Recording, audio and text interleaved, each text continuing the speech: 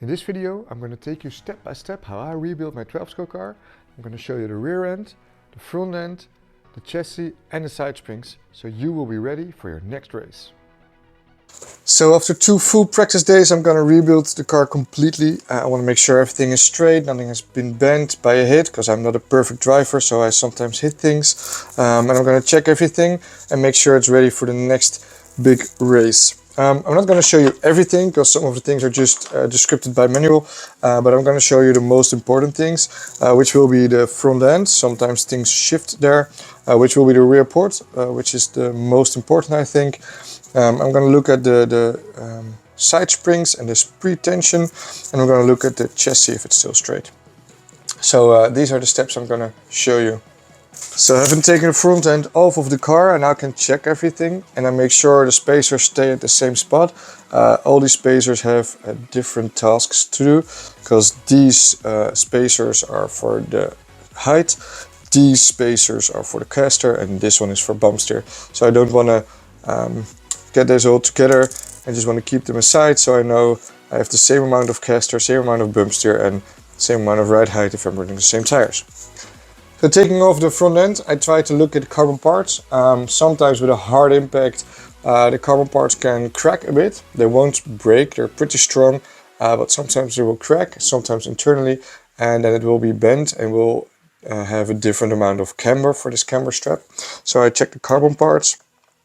I make sure I clean the front springs, so all the goo and the foam is all gone. I'm gonna make sure the droop spacers are clean, and I'm gonna make sure the alloy hubs are clean. I'm also gonna make sure the tubes are clean, but more importantly, I will check the beam, same as with the camber strap, if there's any cracks or broken parts or anything like that. With the earlier Eclipses, we had some problem with the beam breaking on hard impact. The Eclipse 4 and Eclipse 5 beams are really strong, and I've not really broken one. However, when you have like a lot of hard hits, like hitting the wall every run, this hole will get a bit wider, and will mainly get wider going into the car.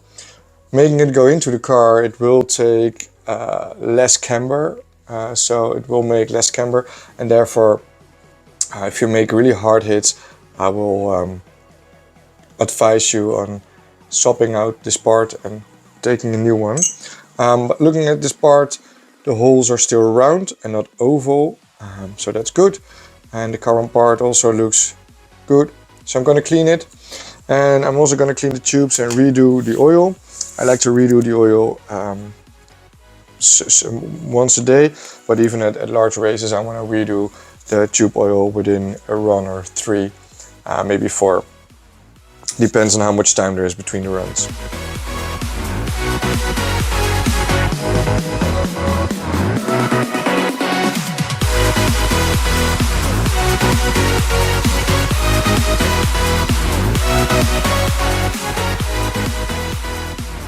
So as for the droop, I'm using 1 black shim. As kit is 2 shims. With 1 black shim you will get more front droop and therefore more steering, mainly mid-corner. It's something I like, it's something I regularly run. Only when the grip is really high I tend to use 2 shims to take away some front end grip.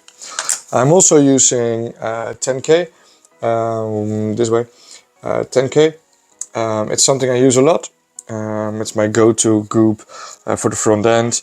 And when I need a little bit less steering, or the car is too edgy, or the track is wider and bigger, I tend to increase it, maybe 12, 15 or 20K for higher grip, or when the car is too edgy, I can increase it.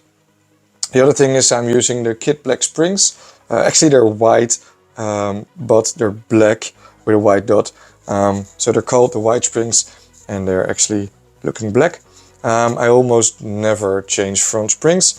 I've tried softer springs, I didn't like it. It makes the car dig in too much into the carpet, grabs too much, and for me it kills the corner speed a bit too much.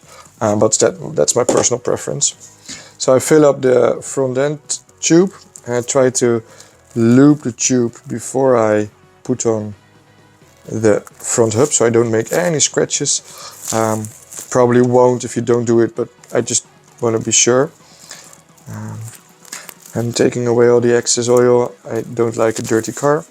And then a thing I do is I put a 1.5mm tip in the top of the tube, so all the excess oil comes out. And this also happens when you put the screw in, but then it will be forced out on top of it. Just the tiny top bit, I will take it a bit out so it won't drool all over the front hub.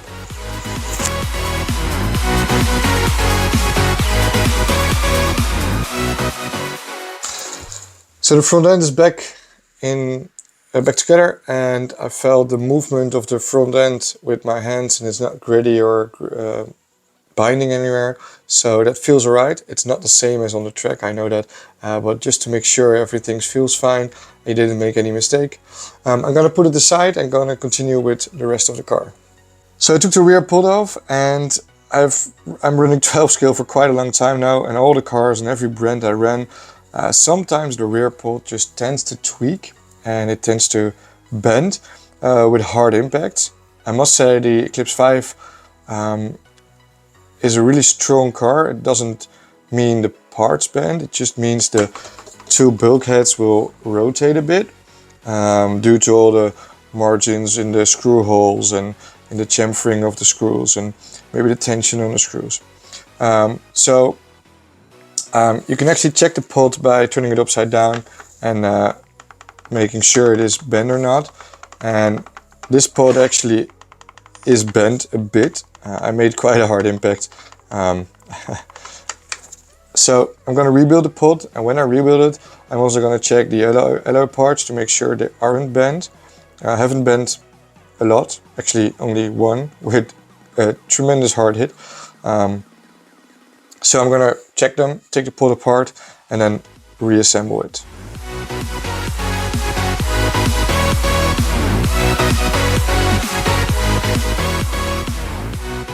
So I took the pod apart, and I'm also gonna check at this carbon part if there's any signs of breakage. And with other brand cars, what would happen was that there was such an amount of impact that it would bend forward, but the carbon part just couldn't bend any further, but due to the weight of the motor it will still had some force forward. So just at the most front end of the bulkhead the carbon would crack. This however is a big piece of carbon. It's like 2.5 mil, so I've never broken one of these, but I still checked them. Other brand cars had this. I have not had this with the Eclipse, but I still want to check. This one is straight, doesn't look weird. This one also looks greasy, but still not anything weird. Then the bulkheads, you're gonna have to have a flat plate and see if they are bent. I'm trying to wiggle them, but this one's actually still straight. And the motor mount is also still straight. Also these pieces are quite thick, so they won't bend easily, but in a really tremendous hard crash it could happen that they bend. Now I'm gonna reinstall it, and I want to make sure I don't put any pressure on the bulkheads when I mount them. So we'll just have them almost like hanging around. I'm only holding the bulkhead, not the carbon part. I just want to have the screw centering the bulkhead and not having applied any force on it. When the bulkheads are on, then it's time to put it on a flat surface. So again, only holding the alloy part. Now it's connected. Now I'm going to put it on a flat surface and hold it down. And I'm going to put on the top brace.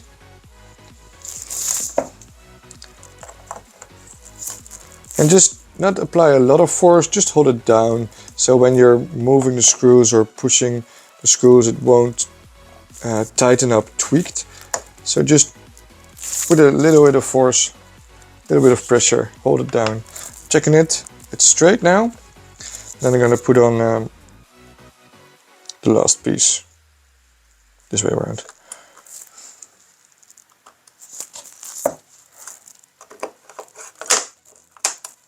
And again, I'm going to hold it down, not apply a lot of pressure, just a tiny bit.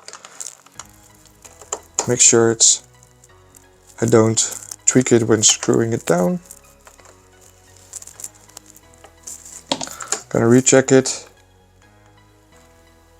It's absolutely straight now. My greasy fingers all over, but it's straight. So this one's done, and I can put it back in the car now.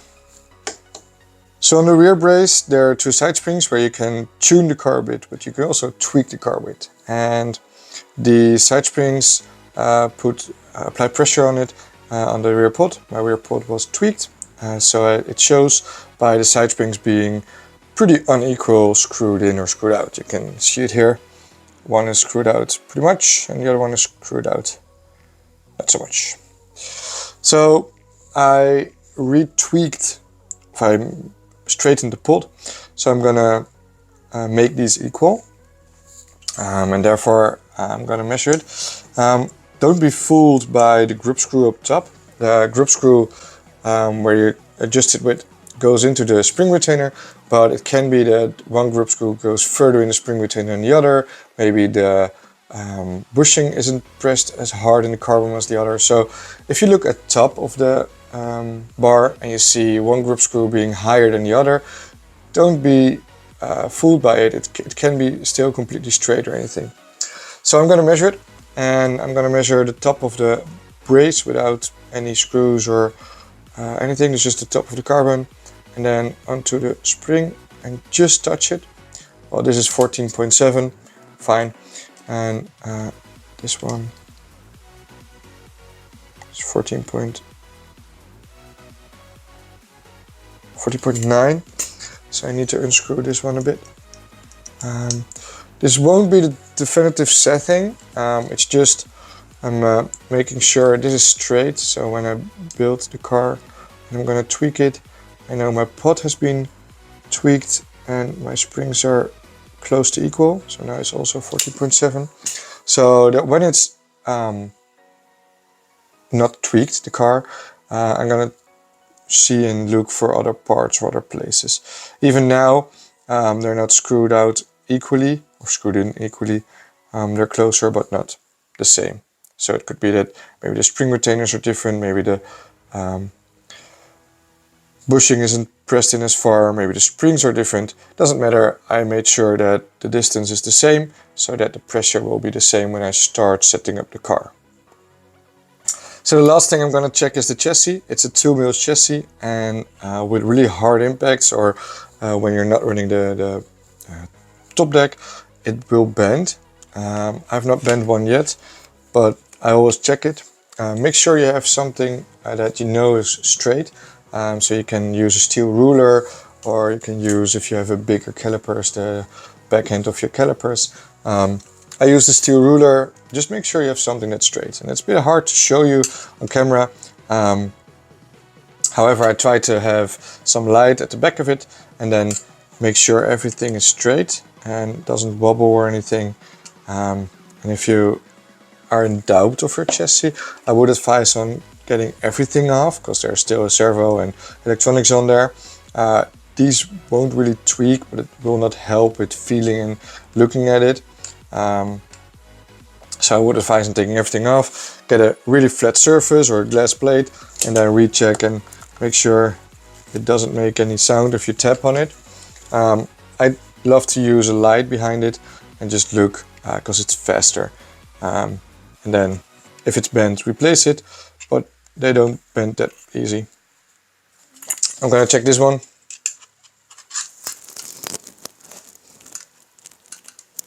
And this one's still straight, as far as I can see. So I do in a diagonal way and a longitudinal way, just to make sure everything is straight. It looks alright. So now I can put it back together, and this is how I completely rebuilt my 12 scale car.